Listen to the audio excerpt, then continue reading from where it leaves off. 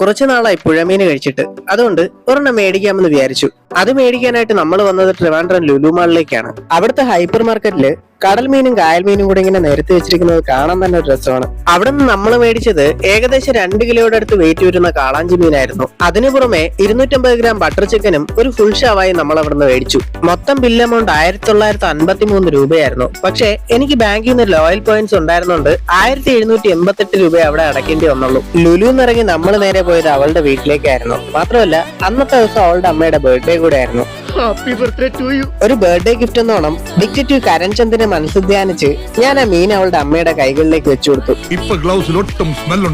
അന്നത്തെ രാത്രി കഴിക്കാനായിട്ട് ഇത്രയും സാധനങ്ങളാണ് അവിടെ ഉണ്ടായിരുന്നത്.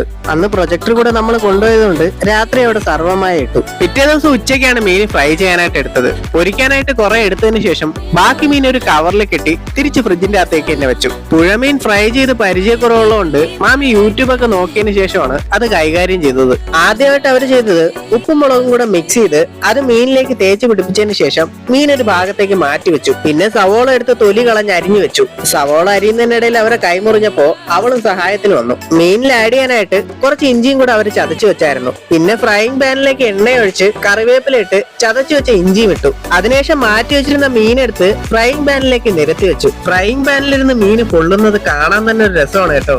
ഈ മീനിന് നെയ്യ് കുറച്ച് കൂടുതൽ ഉണ്ടായിരുന്നുണ്ട് ഒരു ഭാഗം പൊള്ളി വരാൻ തന്നെ കുറെ ടൈം എടുത്തു. അന്നുച്ചയ്ക്ക് ചോറിന്റെ കൂടെ മരിച്ചിനിയും പപ്പടവും അച്ചാറും ഒക്കെ ഉണ്ടായിരുന്നു കേട്ടോ. ക്ലാസ്സിന് പോയിരുന്നോണ്ട് ചിത്തു മാത്രം ആ സമയത്ത് ഉണ്ടായിരുന്നില്ല.